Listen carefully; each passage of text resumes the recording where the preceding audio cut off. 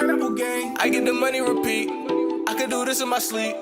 I just spent some money on a brand new NFT. I got crypto keys, yeah, that's why they envy me. Glow, then I skirt off like a brand new SRT. I got NFTs, I got NFTs, I got NFTs, I got NFTs. Baby, I'm no fungible, it's wonderful to me. Say your love been ringing, cause the money calling me. I got NFTs, I got NFTs, I got NFTs, I got NFTs. Not fungible, wonderful, got pineapples on me. Pineapple the gang, and it's pineapple the tea. I put my rice in the on me, I run it up with my bromie. Spent a little bag on Ethereum, best believe I got the on me. We on the island like Coney, oh no, no, this ain't no phony. He put a car in the Donnie, 27 racks on the pony. He put 27 racks on the pony. He really burning that on me. I get the money repeat. I could do this in my sleep. I just spent some money on a brand new NFT. I got crypto keys, yeah, that's why they envy me. Glow, then I skirt off like a brand new SRT. I got NFTs, I got NFTs, I got NFTs, I got NFTs. Baby, I'm no fungible, it's wonderful to me. Say your love been ringing, cause the money calling.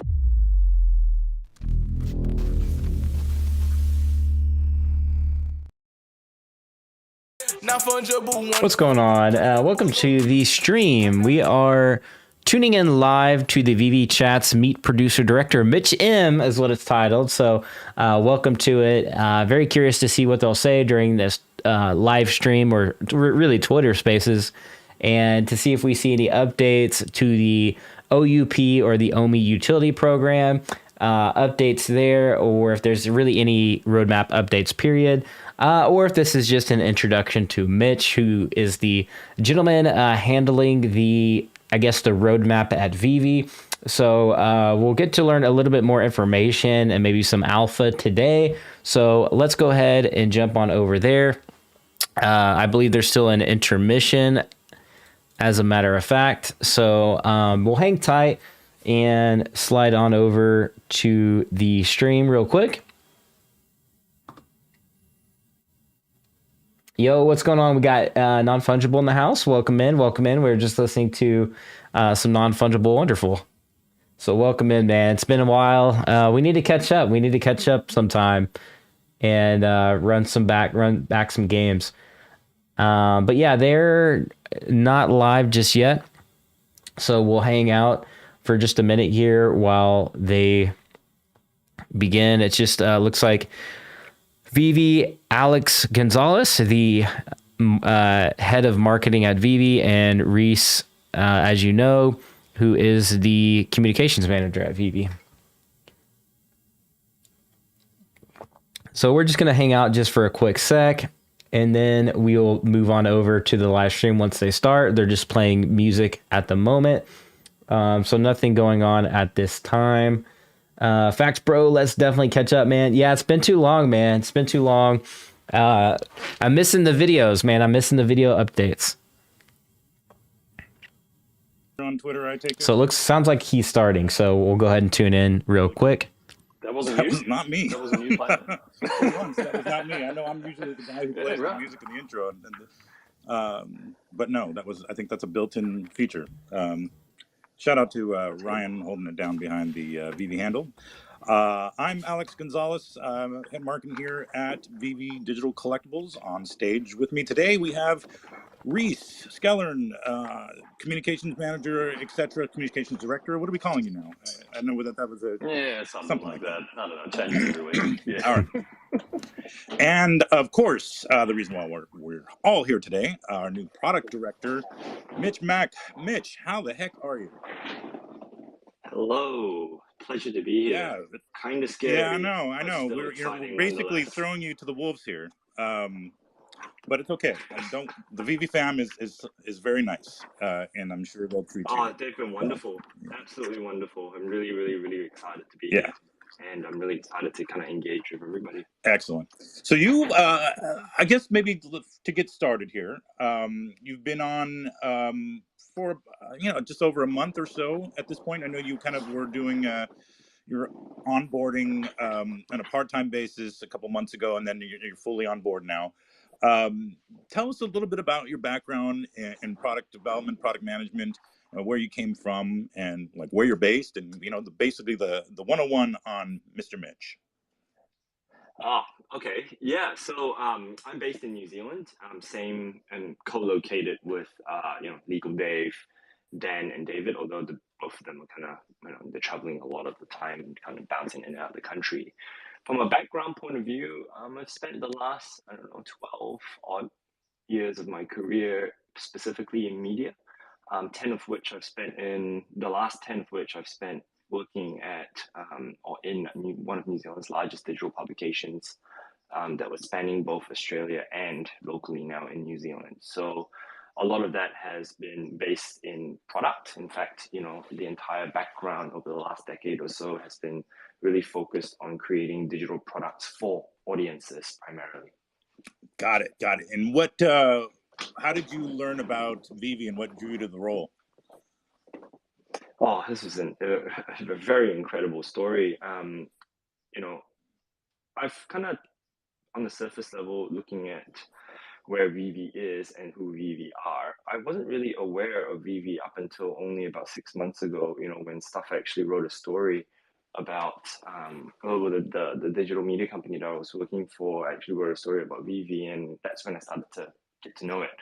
And it wasn't until maybe about 3 months or 4 months ago prior to this when Veve were engaging a digital consultancy to kind of help us out with various components of our business strategy that I was kind of rang my old an acquaintance quite a while ago actually rang me and said, hey, we should come meet these guys. Let's sit down and have a chat. And, Bob's your uncle. And here we are after quite an arduous interview process, but a fun one nonetheless. That's awesome. And so were you aware of David and Dan at all? And just kind of how the story of how they brought the company to fruition, essentially, before you started the interview process, or did you, through that article that you mentioned, is that kind of generally how you were aware of the guys? So when I was reading the article, these two guys just came across as those two most down to earth individuals that you'll ever meet. And I thought, that was maybe a persona that they're putting on for the media, you know what I mean? But subsequently, having met them quite a few times during the interview process, it turns out that they are not just down to earth, they're super low key. So, these guys, both Dan and David, don't really go out seeking the attention. They are just doing what they love. And that was what really drew me to the entire project, was because you've got these two very passionate individuals that were looking to try and build a project and a product for an underserved community, really, in the digital space. And that was, it came through very clearly that they were looking to do something quite different. And over the course of maybe 3 or 4 interviews, it slowly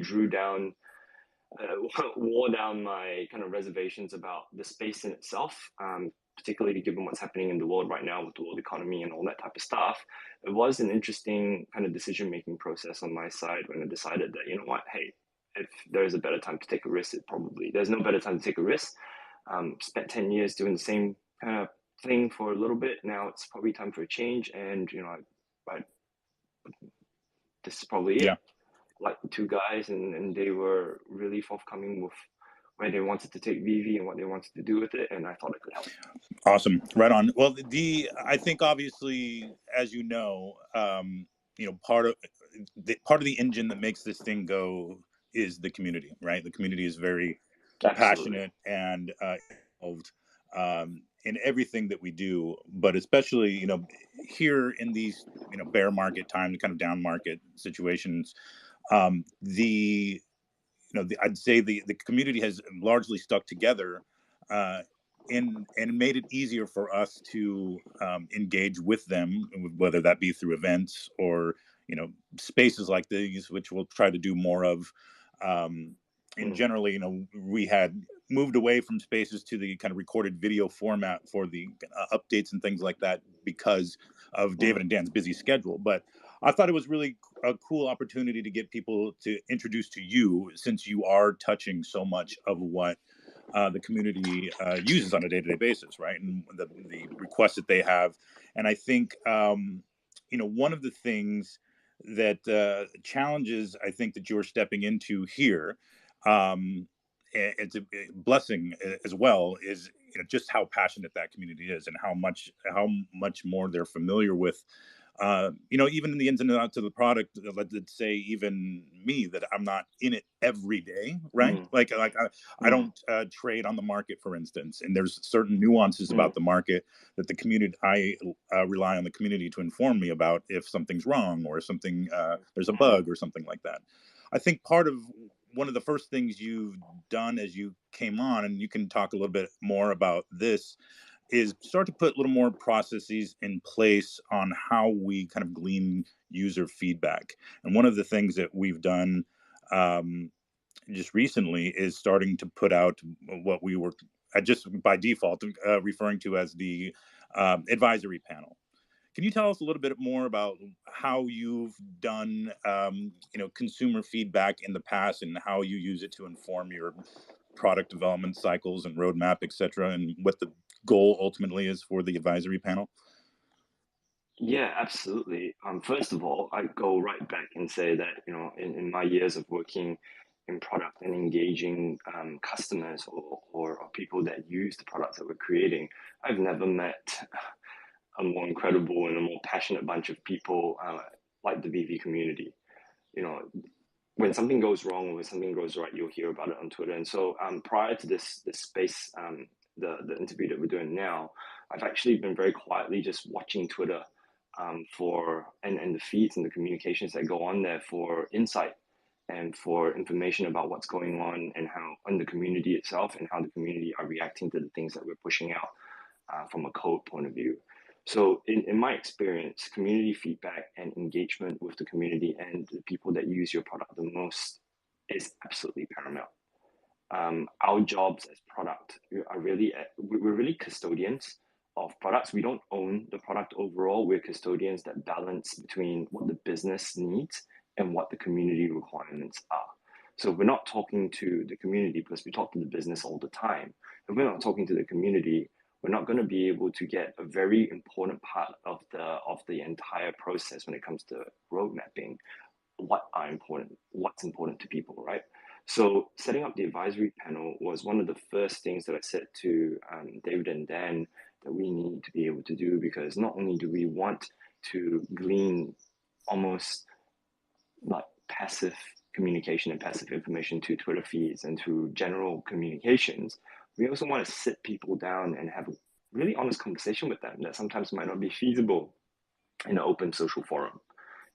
I've done many of these before, and each time I've learned something incredibly new. There are the odd and ends here where you get someone coming in and going, "Oh, I hate the product. I'm just here to tell you how much I hate it." And and I sit there and I go, "You know what? Thank you very much. The feedback that we're going to get from you is going to help us create better products, and hopefully, the persona like yours, where you actually don't like the product, our challenge is to turn you around. And if we can do a little bit of that because of the feedback that we've gleaned from you, then I take that as a win. But it's always a double-edged process, right? Where you have to come in there completely unattached to the conversation that's happening, because if you come in there listening to the conversations and you're getting emotional, you're getting defensive about what's being said, I think that defeats the purpose overall. So we try to keep an agnostic approach when we go into those panels and we're listening to our users, because the feedback is very valuable to us. Got it. And then just for everybody's information, I know there has been a few rounds of invites that have gone out thus far, just kind of trying to phase it out so that we can process the results and get out the necessary documentation and then do interviews, etc. But what is ongoing from here? How do we see this rolling out, and can anybody take part? Yeah, that's the idea. Right now, we're in its infancy, so we're trying to create processes, like I said before, and like you mentioned before, that allow us to scale with the community. Because as you can imagine, this Twitter space that we're doing right now, you posted something on Twitter last couple of days ago, and I don't know how many people are in here, but it's probably the largest audience that I've spoken to in my entire career, and that was 24 hours notice. Let's go. We're just being very cautious that we're not overloading and kind of over promising something and then under delivering the experience. What we want to be able to do is to work with a smaller group of people first, and then be able to establish a proper cadence and a proper process to be able to scale the entire engagement process out to as many people as possible. So from here, what we're looking to do is create not just one customer advisory panel, but use a panel and have different segments of users or VV, the community, come through identified as specific types of personas, so that we can actually sit down and speak to people that are not the 100 plus or 300 plus collector at this stage, but actually are at the beginning of their collection journey. And we like to understand the full spectrum, right? Because the requirements from a person that has 100 to 600 collectibles right now is going to be very different from the requirements of somebody that has 5 collectibles or 10 collectibles, or actually are on the fence about this whole digital collectibles journey. So we really want to sit down and discuss that across all spectrums, and then attempt to gather the feedback and balance out how we would then roadmap features that will enable us to kind of encourage usage, or to encourage our communities across these various spectrums to engage more with Veve and to build the right products for them. Got it. Okay. Well, that's awesome to hear. I know even the folks that are the third party that's helping us kind of vet the responses and get the surveys, even sent a message this morning like, I've never seen this kind of passionate response from these first couple of rounds. So yeah, it's quite incredible. Yeah, it just speaks to how early we are, and everybody in the community who really just wants the best product possible for us all to use. And I think it's a great thing. And I think the more that we can, glean knowledge and sentiment from the community in these types of ways, I think just ultimately the better the product will be. 100%. Yeah. And you talked a little bit about, processes and scaling. Let's go into the meat of, product management and product development from your standpoint. What kinds of things, I know, generally the product updates that we've got, to date have been from Dan in either like an AMA or a community update video, et cetera. We're essentially, giving estimates or quarterly priorities in which things we're working towards. And I will say, and I'm sure Dan would also agree, that we haven't been great with timelines, right? And a lot of that is just due to communication or certain things come up that need fixing in priority to other new features, etc. But what are some of the processes that you're building into the product management cycles, like AKA sprints or anything like that, that's going to help us better manage expectations for the community and for those of us internally? I think it's a fantastic question. I'd start off by saying, need to give a quick shout out to the development teams and the technology teams behind Veve, right? Like, these guys are incredible. Just like the Veve community and the Veve fam are so passionate about the product and the project in itself, these developers are probably on the equal footing with the community. They're supercharged and super pumped to deliver value to our customers and to our licensors as well as our communities. And sometimes, when you're coming from where Veve's come from, where I don't even know how to say this. I've worked with a few startups in my career as well, and I've never seen the adoption rate of a new product in market like this ever. So I guess the learnings from this is, as Veve starts to grow, the team are adapting. They are a good team, but they do need time to kind of figure out how these processes and these development cycles are going to work to meet the demands of the community and to meet the demands of the business overall. Like I said earlier, I think the job of product at this stage is to bring calm and also to bring a sense of logic when it comes to prioritization. Now, sometimes that comes through as some timeline slipping, because in the background there may be things that are vitally important that need to get done that close off exposure to things like fraud and to things like security risk that is at the forefront of what we do. I mean, these collectibles are digital assets ultimately, and they are worth a lot to people. So what we want to make sure that we're doing is putting the security component and the emphasis on making sure that our platform is stable and our platform is secure. And guys, I can honestly say that I've also never seen the amount of bad actors that we've seen in my short amount of time here, because people are always looking to exploit things like this across everything that we do. So what we've been doing over the last couple of months is really helping the team understand why it is important to work in a kind of structured and established manner. And the objective of that is to establish a degree of delivery cadence, right? So our objective right now is to make sure that we understand how much the team can deliver in a specific amount of time. So establishing a 2-week sprint cycle, for example, and then subsequently a release cycle right off the back of the sprint cycle. So the team are learning and understanding now that it is immensely important to be able to understand what they can do from an estimates point of view, so that we can ultimately manage the communications to the Veve fam, to the community around when things can be expected. Our intentions are absolutely pure in that we're absolutely trying to deliver value, not just to the business, but importantly to all of you. And while we have tried to do that to the best of our abilities, I will admit that nothing is perfect at this stage. And what we're trying to do is to ensure that there is a cadence set in order for us to build that credibility and to build that trust back with the community, to ensure that you guys are able to trust us when we say, hey, something is going to be delivered, or even, I go so far as to say, understand why maybe some things might be slipping in the background, because we've had to kind of pivot the team to do something vitally important and critical to the delivery roadmap to ensure security. Right. And so I guess that's a good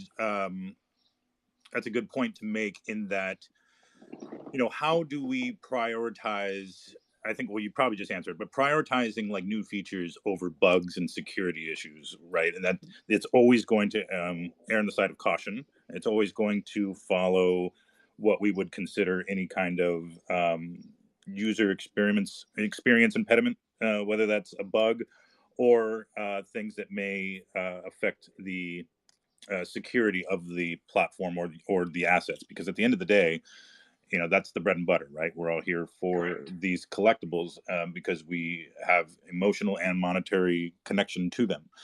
And so anytime something may move, in favor of security or bugs, I guess that's probably just important to note to the community that it's never a matter of, us deprioritizing something because we didn't think it was important. No. But what is your vision for like communicating timelines, or should we be communicating timelines and the processes are behind some of these release cycles moving forward? We absolutely should be communicating timelines. We should be communicating clearly, and we should be communicating as transparently as we can. The caveat that I put on that is that whatever we're communicating is always our best intention possible, right?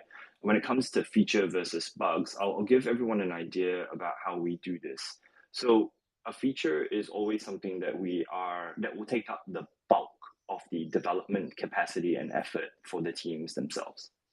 Bugs will be groomed in based on what is most important at the time of sprint planning. So when we plan, we're always going to provision a degree of capacity from the team to address some of the more pressing issues, but are not like, immediate issues that are arising as a result of us finding bugs or as a result of community feedback. So let's put the kind of ratio at 80-20 or 90-10, where 90% of the effort will be focused on delivering value in terms of features back to the community, and 10% will always be focused on addressing some of the more painful bugs or usability issues that we've seen across the application on a day-to-day. There are times where some of these bugs and some of these issues turn out to be much larger in terms of effort than we anticipated, and therefore the capacity for feature development actually gets eroded in favor of addressing some of these usability issues. So there are times where it goes from 90-10 to 80-20, and then it goes to 70-30, depending on the size of the bug or the size of the issue that we're dealing with. So in those times, because it happens on the day-to-day, we're not often at the liberty, we don't often have the luxury of communication to the community on a consistent day-to-day basis. And I don't think that should happen either. But for example, if we've communicated that we're trying to get something out by the end of November or by the end of December, that is our absolute intention. But in between, when we set those were the timelines and when we actually hit the end of December, a whole bunch of stuff like that could have happened in the background that has pivoted the team's attention away from the delivery of the feature in itself. Our jobs at the moment is to try and minimize that and to try and ensure that the team understands that the focus on the delivery of this value back to the community is of the utmost importance. And therefore, while some things might be, a few months ago where some things might be just prioritized because it's a bug immediately that we've seen come through Twitter that we need to address and it's easy, might not be prioritized in this way moving forward, because each time you spend doing a small change to a small bug, it takes up time overall. Got it. Okay, so that's good to know. I think generally, obviously, today being December 19th, which was the date we were all kind of pointing to for the next product release cycle, to include a few of the key things that people have been looking forward to for a long time, which was merge accounts, crypto pay-in, MCP, etc. Was it before or after I sent a joke about MCP being delayed, did you decide that you were going to delay MCP? Okay, because I hope you make me look really bad out here in these. I know. Rip Alex. And that's the first thing I'd say. Alex, I hope you understand that I didn't do that on purpose. I actually tried to communicate this as early as I possibly could. But to your credit, I think you took that on really nicely when I said, oh, we might be slipping here a little bit. But some context for everybody is, as part of our challenge and our approach and our intent to deliver development cadence and to kind of build the credibility with the community and to build that trust and transparency with the community, we have been actively kind of pushing the development effort on releasing code as quickly as possible, right? So I'll come back to the slip in a little bit. I just want to make sure that everyone here kind of understands what we've been doing in the background over the last couple of weeks. So since, November, we have done 3 development deployments. So there was 2.3 version 4 release, 2.3 version 5 release, and 2.3 version 6 release that happened last week. There will be a 2.3 version 7 release coming out this week overall. Now, these releases are the fact that we've done 3 releases in a short amount of time is a very good example of how the teams are adapting to this new cadence. And the objective of us releasing this consistently is because we're trying to make sure that the strengthening mechanisms or the foundational mechanisms for the new features that we will be pushing out in the coming weeks are established really, really well. So platform stability is absolutely paramount, because we can release a feature and something goes down because we didn't take the time to establish the right foundation, and everyone will lose as a result of that, right? So over the last few weeks, we've been pushing out these releases quite consistently to establish this working base and to establish to stabilize the core of the platform so that it is able to handle the load. It is able to handle the various things, the new behaviors and new use cases that will come off the back of these new releases coming through. So having said that, what we're doing at the moment is that we are preparing for a gradual rollout of both merge accounts and crypto pay-ins over the next couple of weeks. The reason why it's gradual is because merge accounts is a new feature and it dabbles in quite a few different back-end mechanisms that require us to ensure that they are going to work, it is going to be reliable, and people's collectibles are going to be transferred reliably across the board. So the intention at this stage is for us to make sure that those functions work, they are safe, they are secure, and that you are going to get the outcome that we have originally set for, which is merging the accounts and being able to be utilize crypto to pay in. I understand that, we've been talking about these features for quite a while, but I do want to make sure that I point out and admit the fact that, this is taking a bit longer than we anticipated, but we are absolutely dedicated and resolved to actually getting these features out there to the community. So what you will see is a gradual rollout of crypto payments across various territories. The lower risk territories first. When I say lower risk, and that's fraud risk territories first, and then subsequently followed by a managed kind of groups of users for merge accounts to ensure that we're able to deliver the things that merge accounts needs to deliver. Now I'll come back to the slip of MCP. So these components are things that we're focused on and are going to deliver value to our customers.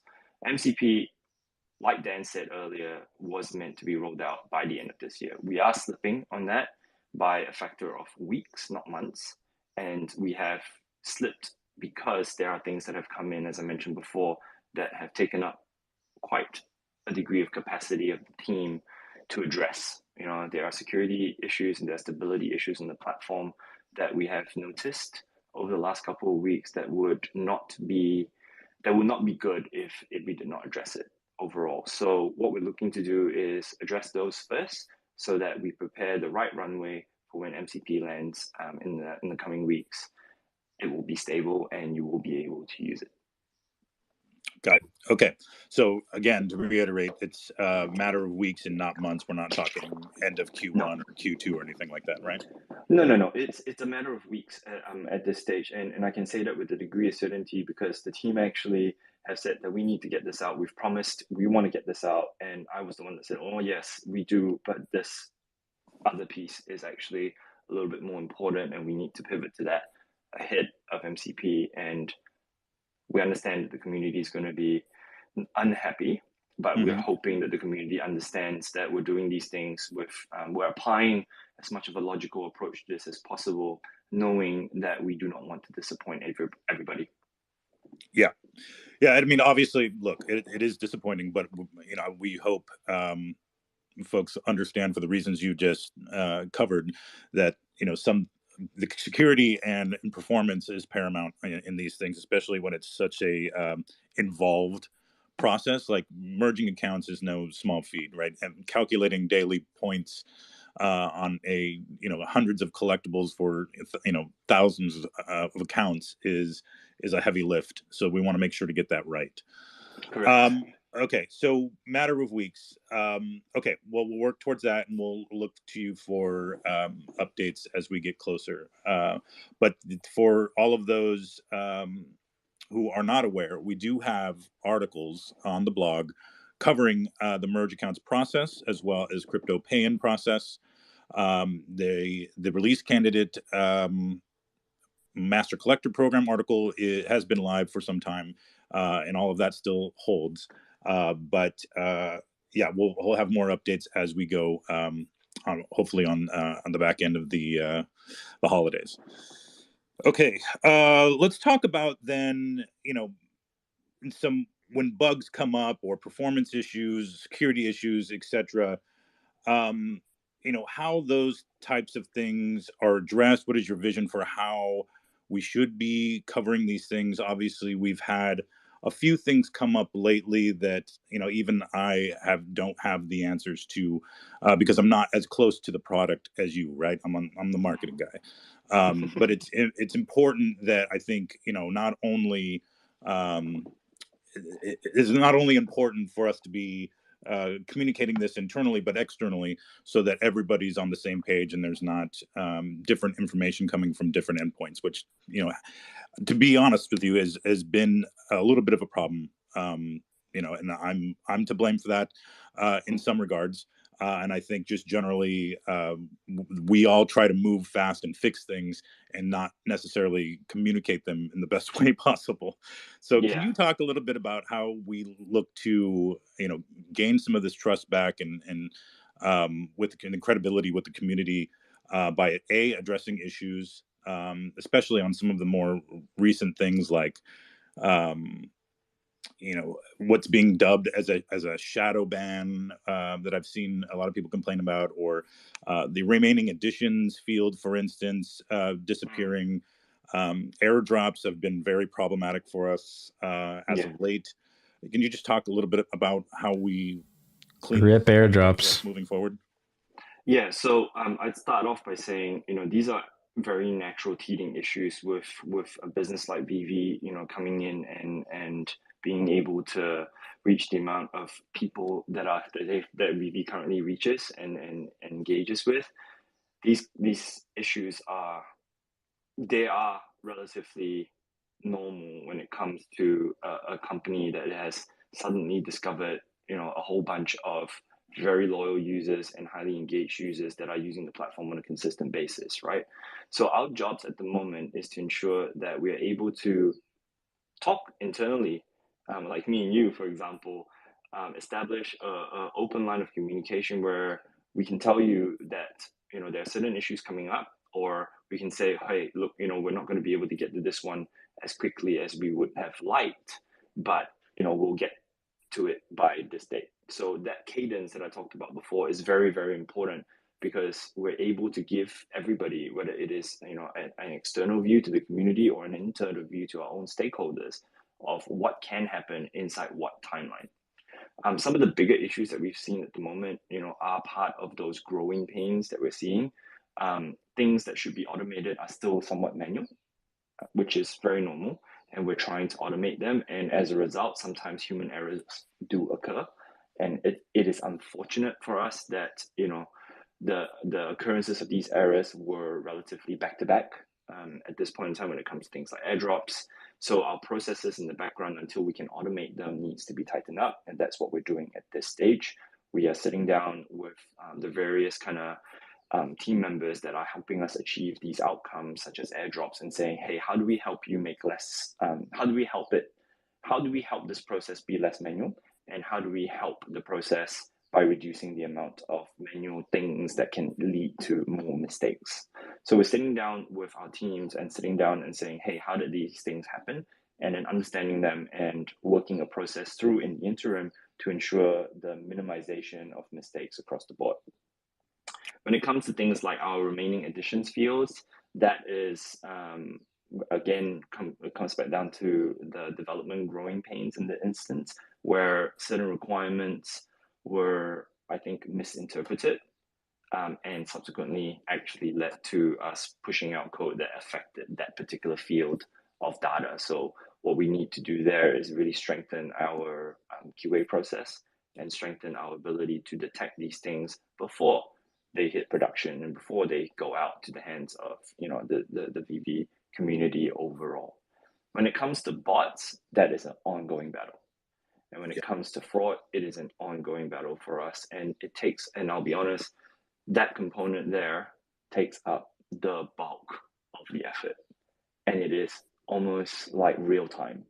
So we're monitoring activity in the background that can help us identify bad actors. We have automation pieces in place that will help us very quickly react to some of these actors. But because they're so prevalent and there's so many of them, some of them are going to get through. And it is just a matter of time before we start kind of getting better tools and more capability across that space. But they do lead to unfortunate outcomes, like the issue that we saw with the Battlestar Galactica airdrop. That was actually caused by a bad actor, more so than it being an issue on our side. Yeah, so just to kind of summarize that issue, because I know it's ongoing discussion within the community, and obviously I went on record in saying on a Twitter space that the solution was not going to be just minting more, and obviously we've done that, but it's not the end of the solution, right? We're not just calling it a day and we decided that, hey, why not just make more? Because that's not actually the solution, right? But people were promised that particular collectible, so we wanted to get people that collectible for collecting and holding the set as promised. We are looking, as mentioned in the tweet earlier today, that we realize that we increasing the edition size is not ideal, so we're discussing further correction. And when we say further correction, that means there's going to be something else that we have to discuss with the licensor to see if we can't get maybe whatever what happens to be. And again, I'm probably going to speak out of turn here, but like if we get another collectible or a full set of emblems or something to make sure that we make those folks whole who either bought an emblem off the market when they were supposed to be airdropped to complete a set, or with the hopes that they would be a certain rarity, and then the edition size doubled in size overnight. And really that was more about delivering what was originally promised, and then we're going back to the drawing board to see how we can improve or basically make good on what was supposed to be a reward for collecting. So just FYI, that's how that's going. And that was not the end of the solution. It's not the end of story by any means. So we appreciate your patience. We'll be working on that. Yeah, absolutely. Okay, well, Mitch, I thank you so much for doing this. Obviously, some of it bummer news, but understood, right? And this is all part of ongoing growing pains with any tech company, especially one in as young as ours. But what I want to do is I want to give a few folks the opportunity just to kind of ask questions about your role, product management and product development in general, as opposed to let's just maybe try to limit the whens. I think is probably not the forum for it, but I think we can touch on what your vision for the product is as a whole. So I'd love to hear some of those kind of questions. Let's go ahead and bring up a few folks here, and Ryan, if you can help me out and bring some people up, I will get some questions for Mitch before we wrap up here. Okay, Surfer Dude, how are you? You're on mute, Surfer Dude. All right, well, figure it out. Oh no, he dropped. Minnesota, hi Minnesota. Hey Alex, how are you? Well, thank you. Mitch, welcome to the community. I created a little something for you on my Twitter page. Hope you like it. But my question to you, my goodness. Thank you. Yeah, my question to you is, what do you think is the single most biggest challenge holding you back from the timelines you guys have committed? Aside from what you mentioned, like what is the single most factor? I think for me, it's really establishing that cadence with the team. Coming out of where Veve has come from in terms of the amount of the quick level of scale that Veve achieved. The team are, I guess, from what I've seen, in that space where they need a bit of guidance, and they need a bit of support and structure in order to get to an established kind of almost machine-like cadence of delivery. So that is the behaviors that we need to embed within the team. And as I think everybody understands that embedding new behaviors and new processes do take a little bit of time. People do take time to adapt. And the interesting thing about Veve overall, in terms of where its development sits, is that people are all over the world. And there is no place where everyone is gathered like a traditional company would be. This is a true 2022 digital business where the individuals that are involved in the development teams are right across the world, and so working with different time zones and establishing good ways of working are some of the interesting challenges that we're facing at the moment. But they are good challenges because the teams are not just only ready for to pick up that challenge and ready for new ways of working, they actually want the change to happen. Mm-hmm. Thank you for that, Mitch. One last question, and then I'll go back to listener. What are you most excited about? Sorry, was that a cutoff, or what am I most excited about? Yeah, what are you most excited about for Veve? Yep. The potential is limitless with Veve as a project. From what I can see, I love how Frank Kozik's up there. all the right Go Frank! To become what would be a global leading player and project in this space, and perhaps even beyond. The question is whether or not we can realize that potential. And all of you can be sure that we are working, myself and Nesta, the CTO, and everybody, Alex, Reese, are working in the background to try and absolutely realize that potential overall. Cool. All right. Thanks, Minnesota. Let's see here. Sugar Shane. Yes, sir. Yeah, I'm having trouble with my 2FA. Is that something y'all are gonna On the are you on the web app or the I always get customer service questions on these lives. Work on either one of them. Okay. So are you getting the 2FA? Sorry, go ahead, Mitch. No, I'm just trying to figure out what kind of problem you're having at this stage. Is it that you are not able to access your account even though you've been inputting 2FAs that have been arriving in your inbox? I'm not getting the 2FAs. So I can't even reset my password nor try to enter the Is stuff. that an app issue or is that a web app issue? It's happening on both. Okay. And how long have you had this issue? It's been going on about, I'd say 4 to 6 months. 4 to 6 months? Yeah. All right. Okay, so that's unfortunate. Have you? I have, and they're trying to work with me, but they don't. They're all right. So, I think what we can do is maybe flick me a little private message and I can have a look at it for you, because I myself have experienced the issue. We understand that there is a small kind of messaging issue with the 2FA in that failure once on the 2FA will actually just stop you from logging in for about an hour, and more retries resets that hour. So most of the time when 2FA fails and you can't get in, just wait for about an hour to 2 and then retry the 2FA and it should trigger. But yours seems like a little bit more of a it's embedded issue that we need to resolve. And I'm not receiving the tweet. I mean the emails from whenever y'all have drops. My other email gets them, but okay. Yeah, I think I know what the issue is then, Mitch. So what should I do, Alex? I don't know how to... Can you send me a message? Yeah, I'll send you a DM. Because you might be for some send in a support ticket. Next question. Sending protocol. So let me just DM you real quick. I really appreciate that, man. I really appreciate you having me up here and getting this worked out for me. We'll try to get it worked out. All right, thanks a lot. Okay, we'll go ahead and move on then. Thank you. Frank Kozik is on stage. Wow, how you doing, Frank? Frank, let's go. Hello, can you hear me? Oh, it's a fake Frank. I was asking Frank a question first. Oh, shut the fuck up.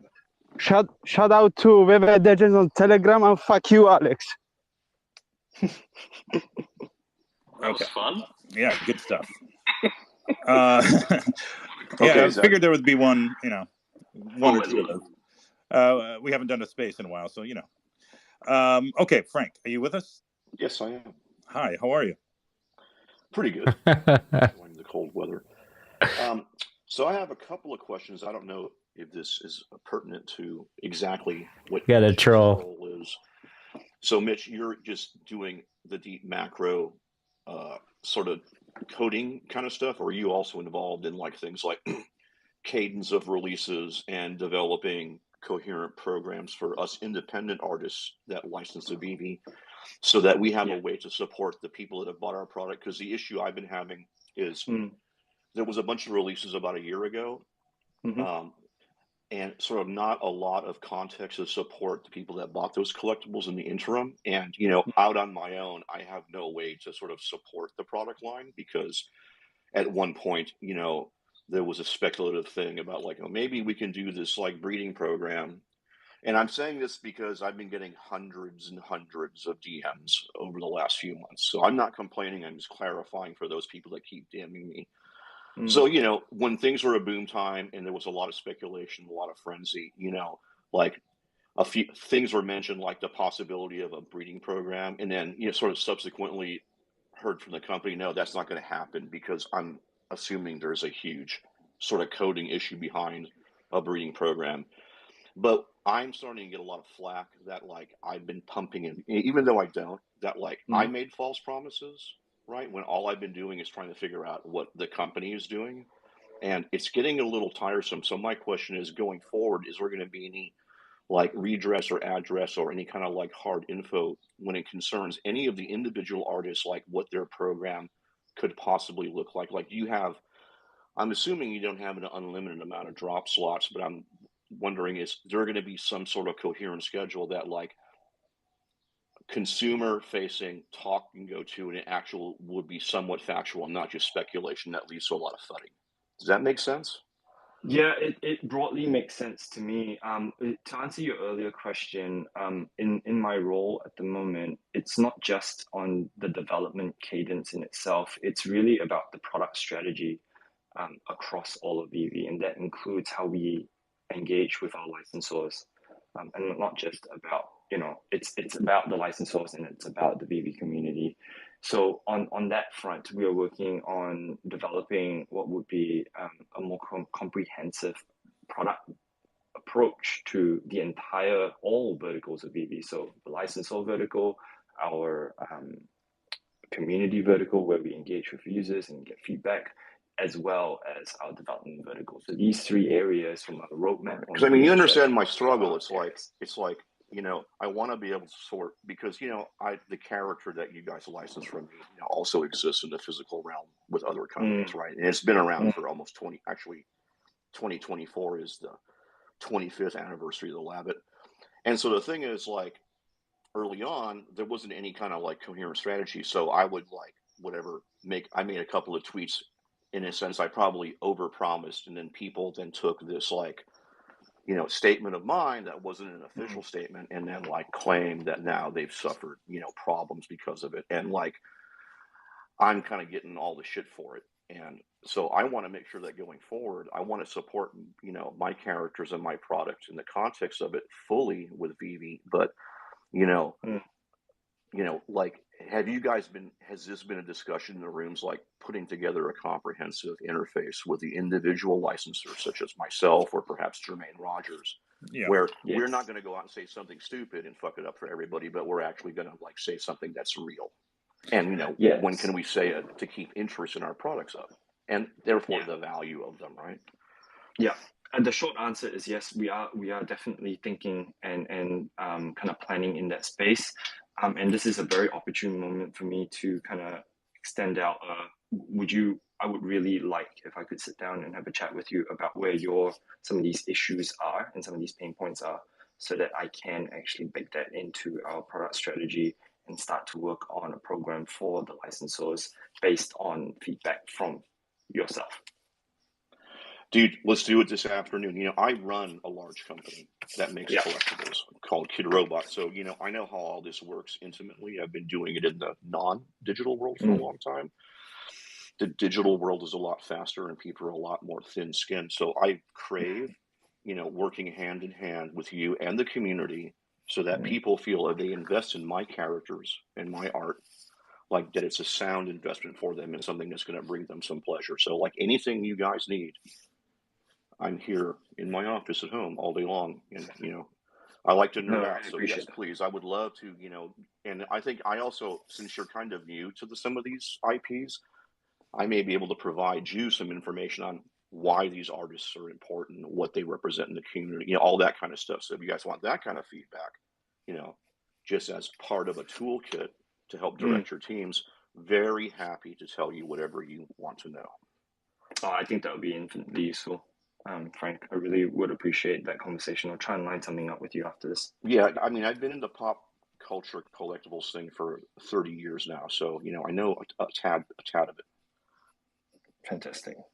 Thanks, Frank. Yeah, just further to that, I think. So, Alex, I want you to understand, like, I'm not trying to bust anybody's balls here. Just I've been sweating a lot of DMs the last few days. I know, leading Frank. up to this room, right? So, just Yeah, and we've had discussions about this, and obviously, we're not the ones that set the drop schedule. But to Mitch's point, we also want to improve that communication. But I'm just showing good faith to all of you that have been DMing me, accusing me of all this heinous shit. Okay, I just want you. So here it is. I laid it out. Okay, now it is what it is, and everybody can understand the situation. Okay, so I appreciate the time. Thanks, Frank. Okay, let's move on to who is up here next. Reese, do you know? Rajiv, I think. Okay. Yeah. Hey guys, how's it going? Thanks for getting me up here. No. Yeah, first of all, Mitch, welcome to the Veve fam, and I think Thank you. I think it's really great to hear some of the behind the scenes stuff and some more transparency, from the team and you guys. I think, it's something we very much need. So thank you for bringing that up here. My question was kind of around, like for the last year and a half or two, in Veve, like I've onboarded a lot of people from Asia as well, and they're kind of disheartened sometimes because the drop system, which has been the same for quite a while now, it favors certain regions, or maybe it doesn't favor some regions, because of just how it's built. And I know that was built a long time ago. And so the solution for that was obviously the queue system, which is fantastic to hear.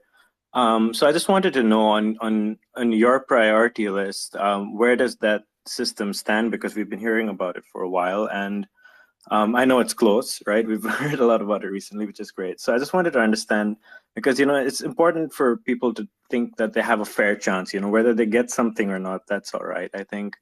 And that's something, for over a year, people have been looking for, especially in Asia and stuff. So I just wanted to know where that stands in your priority list, and just what you think about that feature and how it's coming along. So that waitlist feature that you were talking about is very high, and it's actually almost as high as I would say with things like MCP as well. So what you will see is that component will come through in the coming weeks, and I'm talking weeks because once we finish off the things that we need to do here, that will be the main focus that we'll be attempting to deliver, at least in the early part of January. Early to mid part of January, that's where we're looking to kind of bring that in. Now, the caveat that I would put on that is, while the feature could be put into production, it is a matter of aligning the drops utilizing that feature as well. So, we could push it out tomorrow, for example, and we may not have a drop for a week. And that week would be the first utilization of that waitlist feature overall. So we understand how important it is for people that live in different areas of the globe, in terms of the wait times. So we are looking at that with a matter of priority. So this is where, for us, things like that are of the number one things that we need to get done at the moment. So it is high up there. Awesome. Thank you so much, man. No worries. Thank you, Rajiv. Okay, let's see here. Real quick, before we get to Superstar, we have a question from the Discord. This is about transfers. We get this question a lot, and we haven't had a great answer for it because of the implications in security and anti-money laundering, etc. Those are some of the things that one of the reasons why we removed it in the first place. Yeah. Can you speak to what types of things we're looking at to kind of help bring some level of that functionality back, if at all? Yes, I can. A lot of these things are grounded in the same types of issues that we're seeing across the board when it comes to security and it comes to, fraud and all that topic in particular. We are looking to try and engage third-party providers that specialize in machine-based fraud protection and machine-based fraud detection.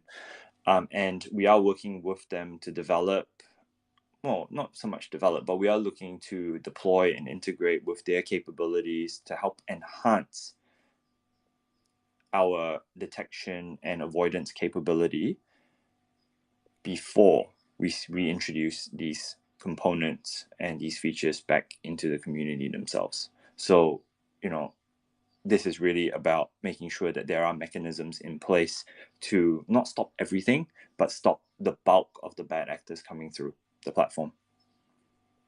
Got it. Okay. All right. We have time for about 2 more here. I know, Mitch, you got to get back. We only slated an hour for this. So I appreciate everybody's patience, and then appreciate everybody who was requested, but we won't be able to get to everybody.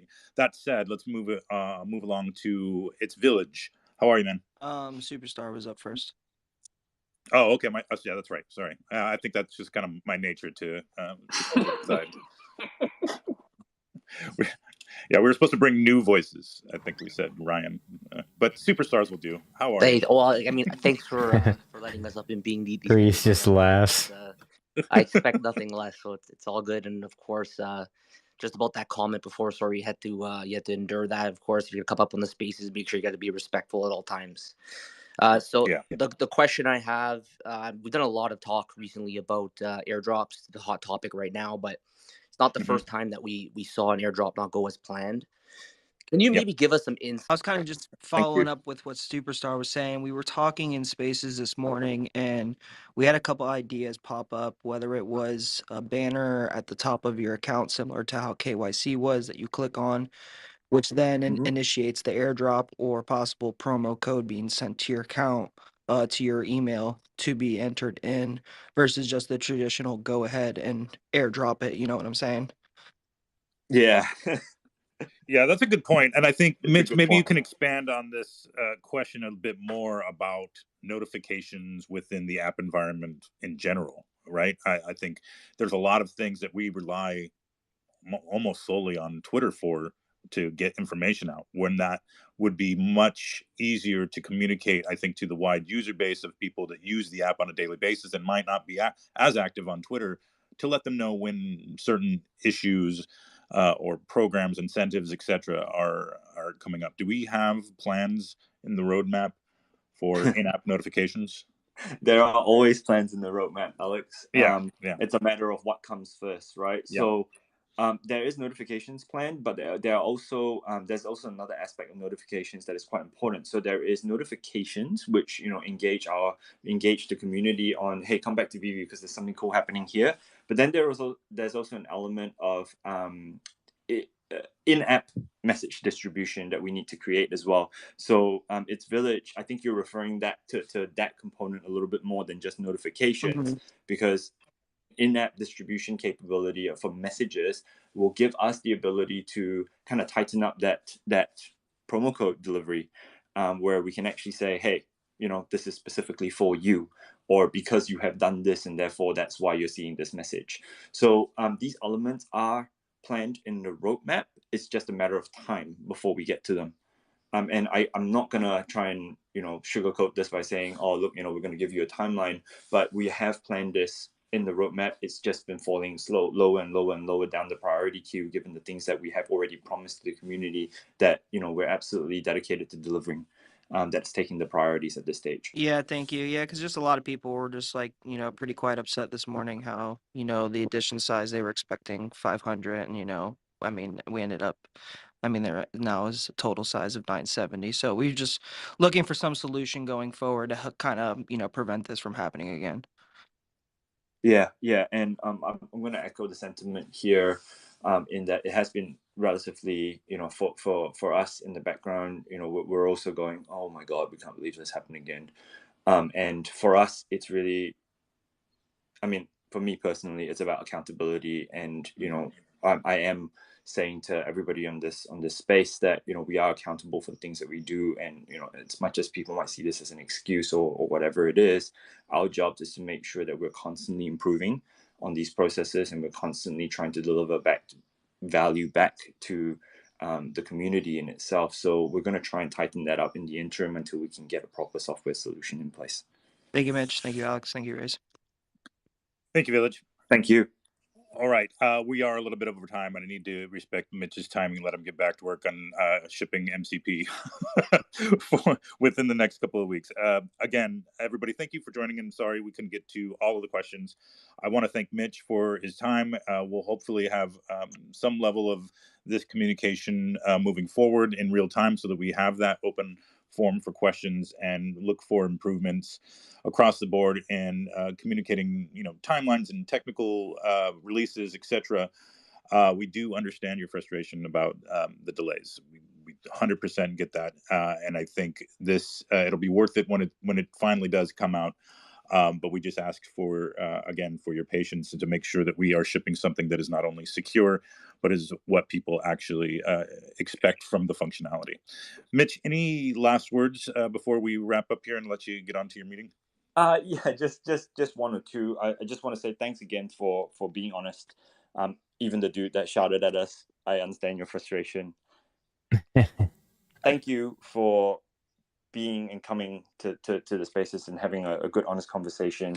I think we want to try and keep this up. We'll try and deliver some sort of mechanism where we can actually facilitate sessions like these moving forward as well, where it's open and it's transparent as possible. But the other thing I'd like to say is just bear with us a little bit longer. I know it's been frustrating. We are trying. We are making sure that we're putting in the best practice possible to deliver things on time when we say we will.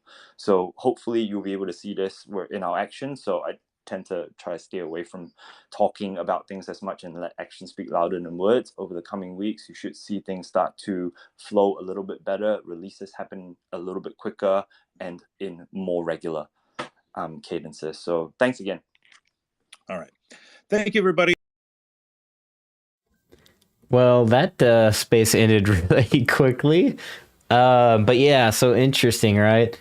A lot of updates there, I guess. So a lot of insight into that space. So let me know what your guys' comments are here in the chat. Go ahead and take the floor, everybody. So yeah, I mean, to sum it up, it sounded like Mitch, we got to the scope of his work, and then they kind of opened up the floor, and we got a lot of just random questions. One was customer support. One guy was yelling at Alex, I guess, and then but yeah, I mean, but for real, I guess we have kind of confirmed, I guess MCP delay by a couple of weeks. I think that was crypto pay-in and merging might have been delayed minorly as well. So that's something to keep in mind. I think that's pretty much it, though. I mean, most of it was just scope of work and things like that. I did pause. Well, I did. I'll have to maybe just share it on Twitter later and show you guys the reactions on Twitter of the guy jumping up on stage. But interesting comment from Frank, in terms of the artists and where they're coming from. I mean, maybe that's a good idea. Veve, has an artist advisor and it'd be Frank or something like that. Yeah, all very interesting. But yeah, let me know in the chat what you guys thought about that space. Was there any questions that you thought should have been answered, or did you expect a space to go a certain way? I thought it was going to be more about Mitch and his scope of work and what he's currently working on, and more about the roadmap itself. That's what my expectations kind of were. Even though, the space, they didn't really have any expectations, I don't think, going into it, or at least they didn't have any, they didn't promote it in that way. But that's what I kind of expected. Let me know what you guys thought about it. I thought it was pretty interesting in a nutshell. So I think I had Randy's reaction in the when the guy came up on the stage. So we might have to play that a little bit for fun. I don't know. Do you guys want to see that? Do you guys want to see Randy's reaction to the random guy that came up on stage? I think that'll be just a little bit fun. So we may do that.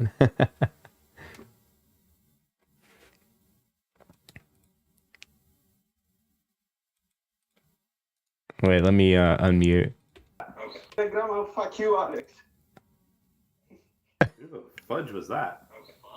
Yeah, good stuff. I figured there would be one, one or two of them. That's why you don't pick on randoms. Done a space in a while, so All right, so we had to play that back. I mean, that was too funny not to play back, but that's all I really got for this stream. On this one, again, let me know what your thoughts are. Otherwise, we'll just close out the space, or close out the stream here. And thank you everybody that tuned in. Thank you all for all the new subscribers. Yeah, be sure to hit that like if you enjoyed it. Be sure to subscribe if you want to join in the chat, and so you don't miss any more live streams and videos like this. I just put one out on Immutable X today, as a matter of fact. In case you wanted to learn from a beginner's perspective about Immutable X specifically, catch my latest video that I just dropped It's really a beginner's kind of little crash course on Immutable X in terms of their ZK EVMs, or kind of like their virtual machines, and why that's important to really layer 2s and Immutable X moving forward, and why that's important because they're going to have to compete with other chains like Polygon, and ZK EVMs could be the X factor in why Immutable X becomes successful in the not so distant future. So definitely check out that video. And of course, WAGMI Games are doing a comic drop as well today. So if you're into games, I covered them in both of these videos. But yeah, if you're into games and you're into comics and you like tower defense games, this is a really cool game to check out. Really, they're just building the IP here from the ground up. Really cool stuff that they're working on the back end, and they have an actual game. It's all paid for, so it's not like they're gonna, it's one of the first mobile games on Immutable X. So I think it's kind of cool in that sense. Updates, I guess. Clear's quote of the entire vid. Yeah. So yeah, we'll go ahead and close this live out. If there's no more comments or questions in the chat down below, let me know if you guys have anything else you want to talk about in terms of Veve or the market or anything like that, or the space as a whole. But with that being said, we will go ahead and close it out. Once again, appreciate everybody. Be like an NFT, be authentic, and we'll catch everybody later. Peace. Gang and this pineapple to tea. I feel like an astronaut. Let's go to the moon, yeah. And we get the cash a lot. It's just what I do, yeah. My NFC costs a lot. I know what to choose, yeah. I know what to do, yeah. I've been on the move, yeah. Why they keep complaining, man? They must be losing money. I will not invest unless I really truly trust it. I just spent some raggies, now my mama think I'm bugging, but she wrong. She wrong. I get the money repeat. I could do this in my sleep. I just spent some money on a brand new NFT. I got crypto keys, yeah, that's why they envy me. Glow, then I skirt off like a brand new SRT. I got NFTs. I got NFTs. I got NFTs.